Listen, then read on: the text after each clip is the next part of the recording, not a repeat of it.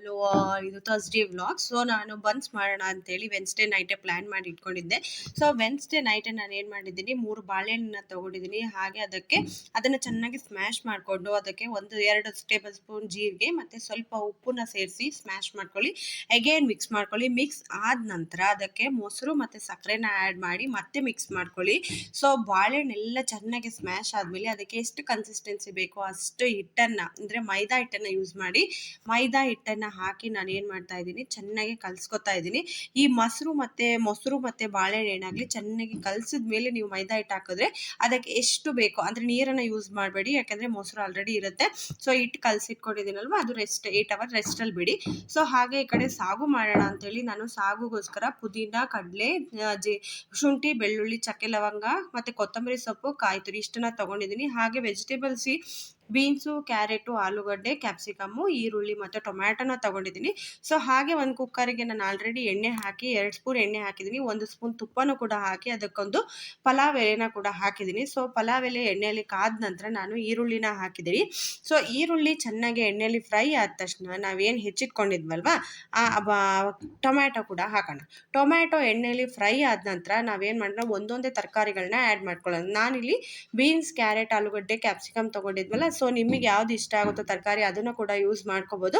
So ನಾನಿಲ್ಲಿ ಇಷ್ಟು use ಮಾಡಿದ್ದೀನಿ. ಸೊ ಇದನ್ನೆಲ್ಲ ಒಂದ್ಸಲಿ ಎಣ್ಣೆ ಒಳಗಡೆ ಮಿಕ್ಸ್ ಮಾಡಿಕೊಂಡು ಇದಕ್ಕೆ ನಾವೇನು ರುಬ್ಕೊಳ್ಳೋಕ್ಕೆ ಅಂತ ತೊಗೊಂಡಿದ್ವಲ್ಲ ಅದಿಷ್ಟನ್ನು ರುಬ್ಬಿದ್ದಾದ ತಕ್ಷಣ ಇದಕ್ಕೇನು ಮಾಡೋಣ, ಹಾಕೋಣ. ಸೊ ಮಿಕ್ಸಿ ಜಾರಿಗೂ ಕೂಡ ನಾನು ಒಂಚೂರು ನೀರು ಹಾಕ್ಕೊಂಡು ನಾನು ಏನು ಮಾಡಿದ್ದೀನಿ, ಅದನ್ನು ಆ್ಯಡ್ ಮಾಡಿದ್ದೀನಿ.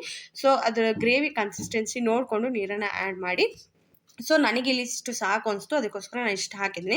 ಸೊ ಹಾಗೆ ರುಚಿಗೆ ತಕ್ಕಷ್ಟು ಉಪ್ಪು ಹಾಕಿ 2 ವಿಷಲ್ ಮಾಡಿಸಿದ್ರೆ ನಮ್ಮದು ವೆಜಿಟೇಬಲ್ ಸಾಗು ಅಥವಾ ತರಕಾರಿ ಕುರ್ಮಾ ಏನಿದೆ ಅದು ಕೂಡ ರೆಡಿ ಆಗಿದೆ. ಸೊ ಆಲ್ರೆಡಿ 8 ಅವರ್ಸ್ ರೆಸ್ಟಲ್ಲಿ ಇರೋವಂಥ ಹಿಟ್ಟು ಕೂಡ ಏನಾಗಿದೆ, ರೆಡಿ ಆಗಿದೆ. ಸೊ ಇಲ್ಲಿ ಗ್ರೇವಿ ಕೂಡ ವಿಷಲ್ ಆಗಿರೋದು ಏನಾಗಿದೆ, ರೆಡಿ ಆಗಿದೆ. ಸೊ ಅದನ್ನು ಕೂಡ ತೋರಿಸ್ತಾ ಇದ್ದೀನಿ ನೋಡಿ ನಿಮಗೆ. ಎಷ್ಟು ಚೆನ್ನಾಗಿದೆ ಗ್ರೇವಿ ಅಂದರೆ, ಟೆಕ್ಸ್ಚರ್ ಅಂತೂ ಸಖತ್ತಾಗಿದೆ. ಸೊ ನಾನು ಟೇಸ್ಟ್ ಮಾಡಿದ್ದೀನಿ ಆಲ್ರೆಡಿ. ಸೊ ನಿಮಗೆ ಹೇಳ್ತಾ ಇದ್ದೀನಿ ಇವಾಗ ಸೂಪರ್ ಆಗಿದೆ ಅಂತ. ಸೊ 8 ಅವರ್ಸ್ ರೆಸ್ಟಲ್ಲಿ ಇದ್ದಿದ್ದ ಹಿಟ್ಟನ್ನು ನಾನು ಸ್ಮಾಲ್ ಬಿಲ್ಲೆಗಳನ್ನಾಗಿ ಮಾಡಿಕೊಂಡು ಸೊ ಲಟ್ಟಿಸ್ಕೊತಾ ಇದ್ದೀನಿ. ಸೊ ತುಂಬ ದಪ್ಪನಾಗೆ ಲಟ್ಟಿಸ್ಕೋಬೇಡಿ, ಒಂದು ಮೀಡಿಯಮ್ ದಪ್ಪದಲ್ಲಿ ಇರಲಿ. ಯಾಕೆಂದರೆ ಬನ್ಸ್ ತುಂಬ ತೆಳ್ಳಗಿದ್ರೆ ಚೆನ್ನಾಗಿ ಬರಲ್ಲ. ಫ್ಲಫಿಯಾಗಿ ಬರಬೇಕು ಅಂತಂದರೆ ದಪ್ಪನಾಗೆ ನಾವು ಲಟ್ಟಿಸ್ಕೋಬೇಕು. ಸೊ ನಾನಿಲ್ಲಿ ಇಷ್ಟು ದಪ್ಪನಾಗಿ ಲಟ್ಟಿಸ್ಕೊಂಡಿದ್ದೀನಿ ನೋಡಿ. ಇಷ್ಟು ಚೆನ್ನಾಗಿ, ಅಂದರೆ ಸ್ವಲ್ಪ ಹಿಟ್ಟು ಕಮ್ಮಿ ಹಾಕೊಂಡು ಲಟ್ಟಿಸ್ಕೊಳ್ಳಿ. ನಾನಿಲ್ಲಿ ಫಸ್ಟು ಹಿಟ್ಟು ಜಾಸ್ತಿ ಹಾಕೊಂಡ್ಬಿಟ್ಟಿದ್ದೀನಿ. ಸೊ ನೋಡಿ ಇಷ್ಟು ದಪ್ಪನಾಗಿ ಲಟ್ಟಿಸ್ಕೊಂಡಿದ್ದೀನಿ. ಇಷ್ಟು ದಪ್ಪ ಇರಲಿ, ಯಾಕೆಂದರೆ ಇನ್ನೂ ದಪ್ಪನೇ ಮಾಡ್ತಾರೆ. ನಾನು ಇಲ್ಲಿ ಇಷ್ಟು ಸಾಕು ಅಂತ ಬಿಟ್ಟಿದ್ದೀನಿ. ಸೊ ಇಷ್ಟಾದಮೇಲೆ ನಾನು ಆಲ್ರೆಡಿ ಒಂದು ಬಾಣಲಿ ಎಣ್ಣೆ ಕಾಯಕ್ಕಿಟ್ಟಿದ್ದಲ್ಲ ಅದರೊಳಗಡೆ ಡೀಪ್ ಫ್ರೈ ಮಾಡೋಣ. ಸೊ ನೋಡಿ ಇಲ್ಲಿ ಒಂದು ಸೈಡ್ ಆಗಿದೆ, ಆಲ್ರೆಡಿ ಒಂದು ಸೈಡ್ ಫ್ರೈ ಆಗಿದೆ. ಸೊ ನೋಡಿ ಎಷ್ಟು ಚೆನ್ನಾಗಿ ಎಣ್ಣೆನ ಮೇಲ್ಬಿಟ್ಟಷ್ಟು ಏನಾಗುತ್ತೆ, ಇದು ಬನ್ಸ್ ತುಂಬ ಚೆನ್ನಾಗಿ ಉಬ್ಕೊಳ್ಳುತ್ತೆ.